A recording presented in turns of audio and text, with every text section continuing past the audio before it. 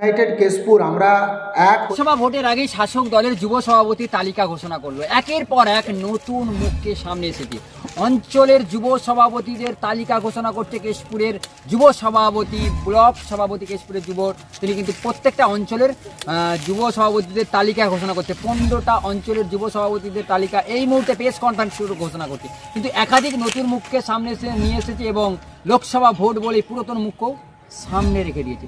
এই মুহূর্তে আসিফ ইকবাল ব্লক কার্যালয় থেকে সাংবাদিক বৈঠক করে কি বললেন তা একবার শুনুন। কনফারেন্সের মাধ্যমে আমাদের নতুন করে ইউথের টোটাল টিমটা অঞ্চল প্রেসিডেন্টগুলো ডিক্লারেশন করার জন্য সে মতন আপনাদেরকে এখানে ডাকা হয়েছে। 1 নম্বর অঞ্চলে আমাদের ইউথের পক্ষ থেকে আমরা অনুপ পাত্রকেই পুনরায় যুবর প্রেসিডেন্ট হিসেবে ঘোষণা করছি।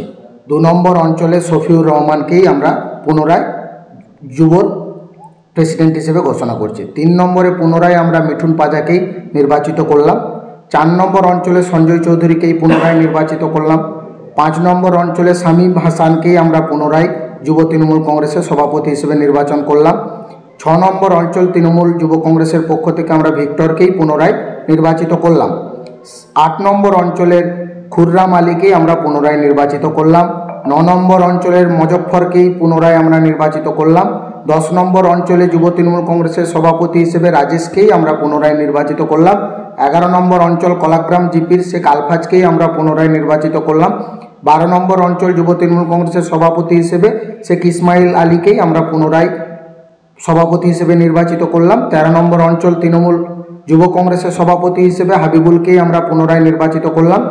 14 নম্বর অঞ্চলের শীষ মোহাম্মদকেই আমরা পুনরায় অঞ্চল যুব তৃণমূল কংগ্রেসের সভাপতি হিসেবে নির্বাচন করলাম। 15 নম্বর অঞ্চল জিপিতে আমরা নতুন করে সাংগঠনিকভাবে আমাদের সংগঠনকে আরও শক্তিশালী এবং বৃদ্ধি করার জন্য, শ্রীবৃদ্ধি করার জন্য আমরা কানাই লালকে আমরা সহমত এক হয়ে আমাদের ব্লকের আমাদের কোর টিম আমরা আলোচনার মাফিক আমরা কানাই লাল মিদ্দাকে আমরা 15 নম্বর অঞ্চলে যুব সভাপতি হিসেবে নতুন দায়িত্ব দিলাম। এবং 7 নম্বর অঞ্চল তেঘরিটা আমরা পরিবর্তন করেছি। ওটা আমরা আমাদের সংগঠনের শ্রীবৃদ্ধির কারণে ব্লক সভাপতির অনুমোদন ক্রমে আমরা ওইখানে শিবু প্রসাদ করকে যুব তৃণমূল কংগ্রেসের নতুন দায়িত্ব দিচ্ছি। এইটুকুই জাস্ট আমাদের বলার বিষয় ছিল।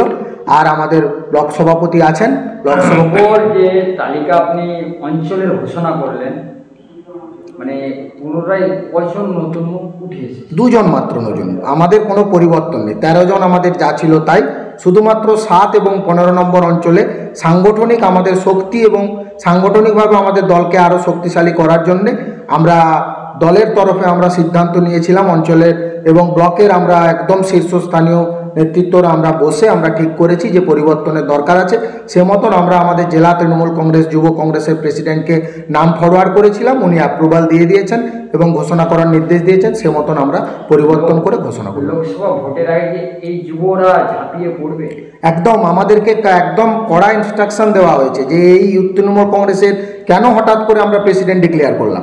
কারণ এই যে দল আমাদের যে রাজ্যব্যাপী যে প্রোগ্রাম দিয়েছে ব্লকে ব্লকে, সেই ব্লকে ব্লকে যে টেন্টগুলো আমাদের অঞ্চলে অঞ্চলে বসছে, সেই অঞ্চলের টেন্টের দেখভালের দায়িত্বে ইউথ তৃণমূল কংগ্রেসকে পর্যালোচনা করার জন্যে, কাজ কীরকম হচ্ছে, ঠিকঠাক হচ্ছে কিনা দেখার জন্যে ইউথ তৃণমূল কংগ্রেসের প্রেসিডেন্টদেরকে দায়িত্ব দেওয়া হয়েছে। সেই মতন ইউথ তৃণমূল কংগ্রেসের প্রেসিডেন্টরা আজ থেকেই তারা তাদের পর্যালোচনা করবে, তারা লক্ষ্য রাখবে, তারা দেখাশোনা করবে। আমরা ইউনাইটেড কেশপুর আমরা প্রত্যেকের সঙ্গে মত বিনিময় করে আলাপ আলোচনার মাধ্যম দিয়েই আমাদের এই তালিকা তৈরি হয়েছে। আগামী 2024-এর লোকসভা নির্বাচনকে সামনে রেখে তৃণমূল কংগ্রেসের একটি বড় শাখা সংগঠন এবং বড় গুরুত্বপূর্ণ ভূমিকা পালন করে যুব তৃণমূল কংগ্রেস।